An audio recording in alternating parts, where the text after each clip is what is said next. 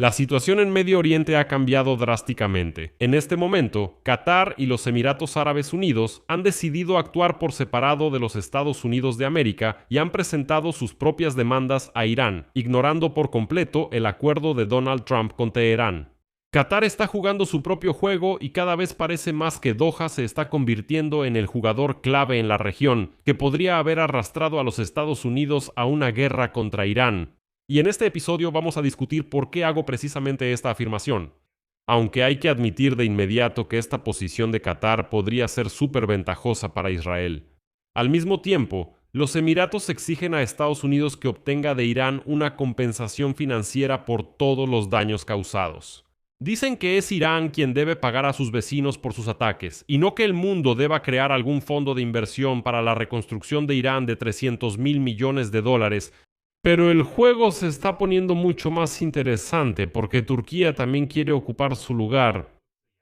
Donald Trump anunció que Estados Unidos finalmente aprobará la venta de motores para los cazas F-35 a Ankara, algo que Estados Unidos no había hecho en muchos años.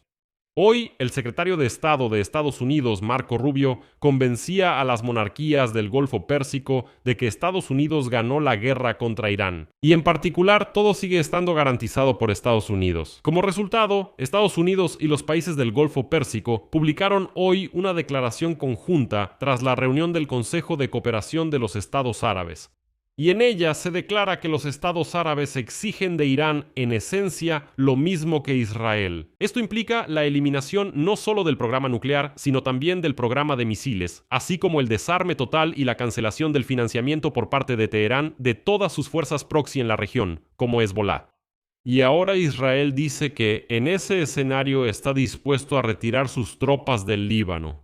Y además, los árabes exigieron a Estados Unidos que garantizara que Irán cumpliera con todas sus demandas. De lo contrario, no asignarán dinero para ese fondo de inversión para Irán de $300.000 millones que Donald Trump prometió en su memorando de entendimiento con Irán. Pero hay más. Hay otro problema que será muy difícil de resolver para Donald Trump. La cuestión es cómo levantar todas las sanciones contra Irán que se han impuesto durante 40 años. Y los expertos están seguros de que hacerlo será extremadamente difícil, simplemente por cuestiones de procedimiento.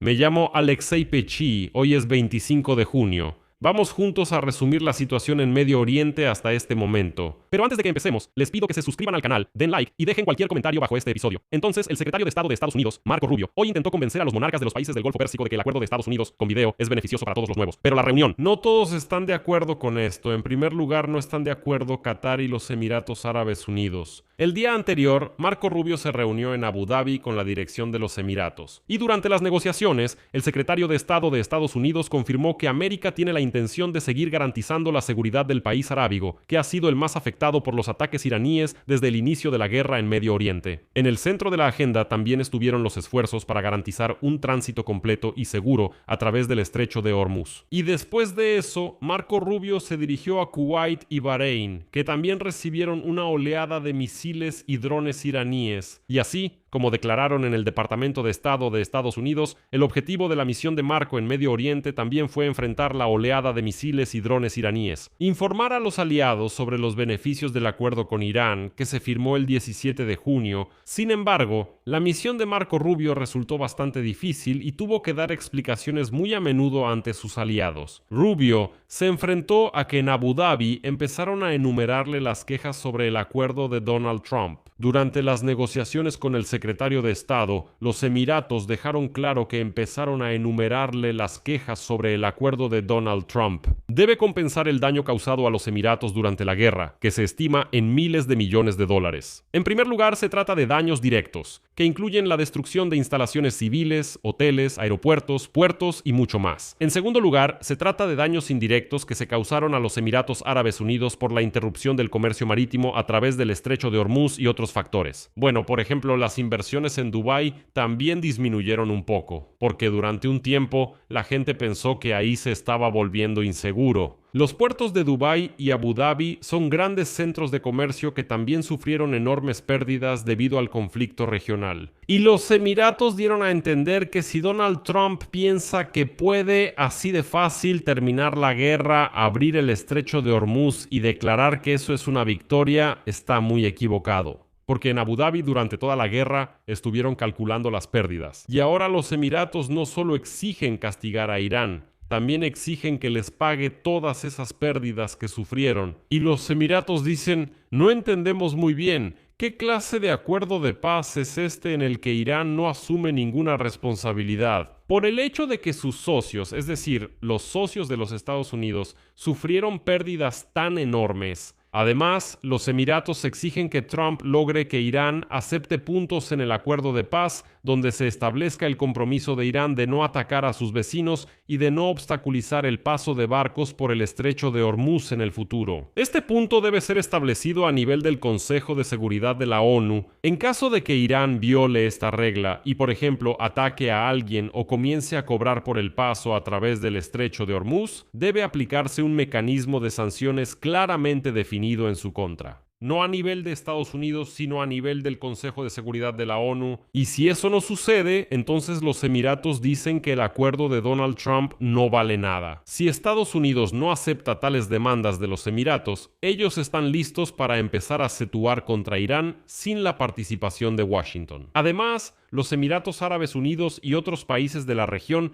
exigen que el acuerdo de paz incluya la eliminación del programa de misiles de Irán. Además, los aliados de Estados Unidos en Medio Oriente quisieran que Teherán dejara de patrocinar a sus fuerzas proxy en la región, entre las que se encuentran Hamas, Hezbollah, los hutíes de Yemen y los grupos chiitas de Irak. Aquí, por cierto, coinciden los intereses de los países árabes y de Israel. Ambos quieren que Irán deje de financiar estas células terroristas en toda la región.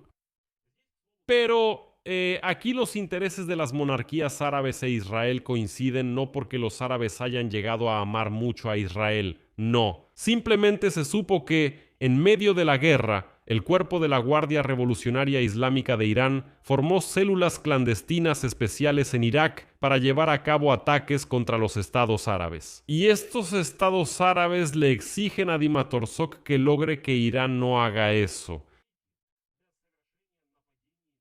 De lo contrario, dicen, miren, ahora les vamos a dar un fondo de inversión y ese dinero no lo gastarán en la recuperación de la economía, sino que lo gastarán en sus armas. Además, en financiar esas células clandestinas que luego atacarán tanto a las monarquías árabes como a Israel. También se informa que algunos líderes árabes están preocupados por el punto del memorando sobre la creación de este Fondo de Reconstrucción y Económico de Irán por $300.000 millones que está destinado a restaurar Irán después de prolongados combates. Y en los Emiratos dicen, alto, escuchen. O sea, nosotros vamos a aportar dinero y recalco, justamente vamos a aportar a ese fondo. Nosotros ponemos dinero para reconstruir Irán. ¿Y quién nos va a reconstruir a nosotros? Porque a nosotros también nos ha tocado recibir ataques. Les recuerdo esas imágenes. Aeropuertos destruidos, por ejemplo, en subtítulos, ataques a Dimatorsoq y así sucesivamente. Y así, según creen los países árabes, los recursos de este fondo de inversión pueden ser utilizados por los iraníes para aumentar su poderío militar. Pero por otro lado, ¿no querrá Irán pagar por los daños en los países vecinos? Es fácil exigir compensaciones para uno mismo, pero no querer asumir ninguna responsabilidad. Al final, hoy en la capital de Bahrein, Manama, se llevó a cabo una reunión del Consejo de Estados donde Mark Rubio aseguró a los países clave de la región que el acuerdo de Trump también les conviene a ellos. Y así los estados árabes lograron imponer sus condiciones. Y así, en la declaración final de la reunión del Consejo de Cooperación de los Estados Árabes, se establecieron los siguientes puntos. A continuación los enumeraré y los analizaremos de inmediato. Los ministros subrayaron la necesidad de mantener la unidad en las negociaciones con Irán para evitar que Irán desarrolle o adquiera armas nucleares. Los ministros subrayaron que una paz duradera requiere abordar otros temas, incluidas las actividades de Irán en programas de misiles balísticos, drones y grupos proxy en la región. Esto es muy importante, que las monarquías árabes de hecho hayan consolidado este punto. Esto es lo que buscaba Israel, pero lo que Donald Trump pasó completamente por alto en su memorando de entendimiento con subtítulos. Sigamos adelante. Los ministros subrayaron la importancia de abrir el estrecho de Hormuz, pero rechazaron cualquier arancel, tarifa o intento de establecer control sobre el estrecho. Esto es lo que Irán está intentando lograr ahora junto con Omán. Pero por cierto, Omán en esa reunión declaró que no, que consideran que esas son aguas internacionales y que, por ejemplo, no quieren imponer ningún tipo de tarifa ahí. Pero Omán está siendo muy astuto. Les recuerdo que al principio, en los subtítulos de Estados Unidos e Israel contra Irán, Omán parecía estar en la órbita de Estados Unidos, pero luego empezó a hacer sus propios movimientos y negociaciones junto con Teherán. Omán parecía estar en la órbita de Estados Unidos, pero luego empezó a hacer sus propias intrigas y negociaciones junto con Teherán. Ahora, los iraníes y los omaníes también están jugando su propio juego aparte. Sigamos adelante. Los ministros enfatizaron que cualquier relación comercial o de inversión con Irán es condicional y puede ser cancelada. Este es el punto sobre ese fondo de inversión de $300.000 millones y los árabes dijeron claramente que si Irán se porta mal, nadie va a invertir ni un centavo ahí. Entonces, sigamos adelante. ¿Qué dicen ellos? Estas relaciones de inversión dependen de que Irán cumpla con las disposiciones del memorando y el acuerdo final, que detenga sus actividades desestabilizadoras y que cree las condiciones necesarias para la cooperación económica.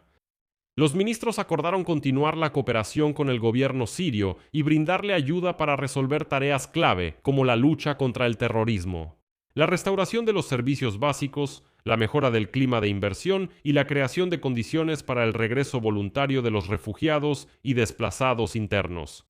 En cuanto a Siria, aquí hay una historia aparte porque ahora todo se está dando de tal manera que precisamente sobre los hombros de las autoridades sirias recae la cuestión de resolver el problema de Hezbollah en el Líbano, pero hablaremos de eso un poco más adelante. Los ministros confirmaron su total compromiso con la soberanía, la seguridad, la estabilidad y la integridad territorial del Líbano. En este sentido, dieron la bienvenida a las negociaciones bilaterales en curso entre Israel y Líbano, mediadas por Estados Unidos, dirigidas a crear condiciones para un acuerdo de paz a largo plazo y un acuerdo de seguridad entre ambos países. Los ministros hicieron un llamado al completo desarme de todos los grupos proxy en Líbano, en primer lugar, por supuesto, de Hezbollah, y a la restauración del monopolio del Estado libanés sobre el uso de la fuerza. Este también es un punto súper importante, porque subraya que toda la región apoya completamente la idea de Israel, ya que Israel dice que no habrá Hezbollah, no habrá estos grupos proxy, sino que solo estará el ejército del Líbano. Así no habrá problemas, no vamos a pelear entre nosotros. E Israel dice directamente que con Líbano como Estado no tenemos ningún problema. Con el pueblo libanés tenemos 0 problemas. Con las autoridades libanesas solo tenemos una pregunta. Eliminen a Hezbollah y entonces no habrá ningún problema. Sigamos adelante. Los ministros, me refiero a los ministros de los países del Golfo Pérsico, confirmaron su apoyo al plan integral de Donald Trump para poner fin al conflicto en la Franja de Gaza. Los ministros valoraron positivamente la declaración del presidente Trump de que Estados Unidos está en contra de la anexión de Cisjordania, y subrayaron que el progreso en la reconstrucción de Gaza y las reformas en la administración palestina crearán las condiciones para establecer un camino confiable hacia la autodeterminación y la formación de un Estado palestino.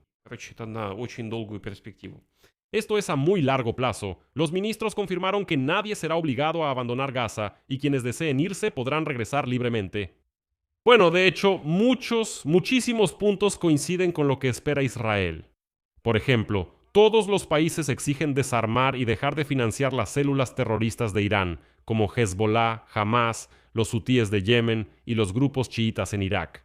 Y hoy en Israel admitieron la posibilidad de retirar las tropas del Líbano si realmente Hezbollah es disuelta y desarmada. Pero adelantándome un poco, les diré que la historia con el Líbano es mucho más interesante. Estados Unidos de América y Turquía están preparando ahora a Siria para resolver el problema del Líbano. Por ejemplo, las Fuerzas Armadas sirias están trasladándose gradualmente hacia la frontera con el Líbano, y justo en la frontera de repente empezaron a retirar los campos minados. Bueno, uno pensaría, ¿para qué?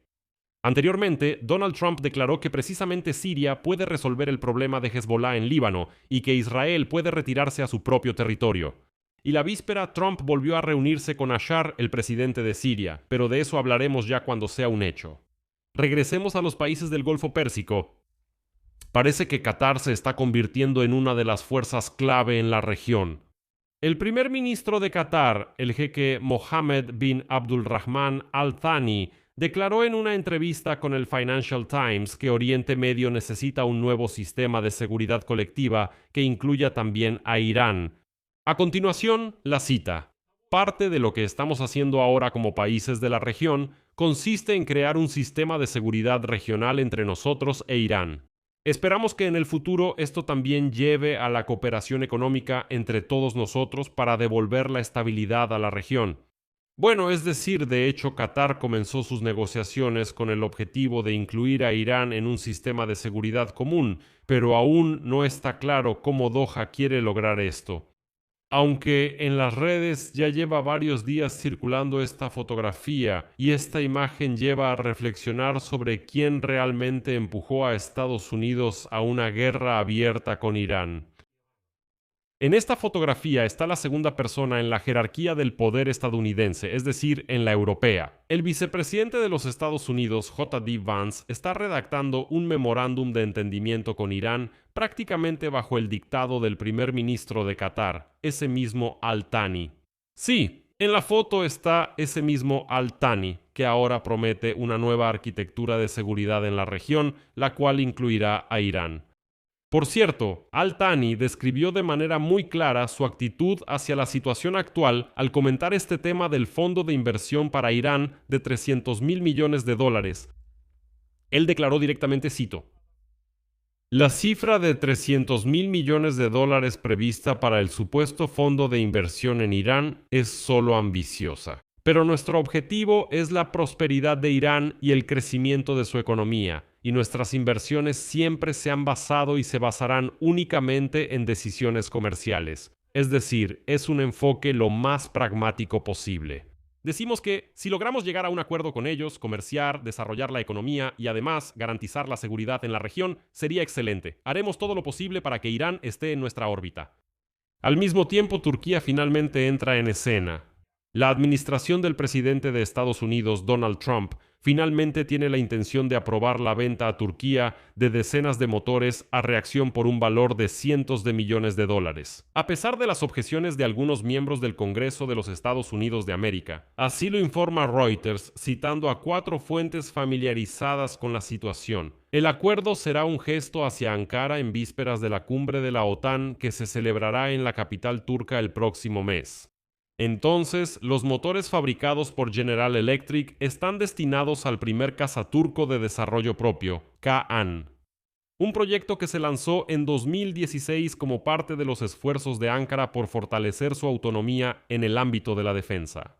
Según una de las fuentes, el costo del paquete supera los $700 millones y en realidad, esta venta de motores será un gran avance. Se señala que las relaciones entre Washington y Ankara bajo Trump siguen siendo en general cálidas. Sin embargo, se ven empañadas por la antigua disputa sobre la exclusión de Turquía del programa de cazas F-35 y las sanciones impuestas después de que Turquía adquiriera componentes rusos. Las sanciones por el sistema S-400 que Estados Unidos considera una amenaza para su seguridad. Y si recuerdas, esta es una historia muy antigua.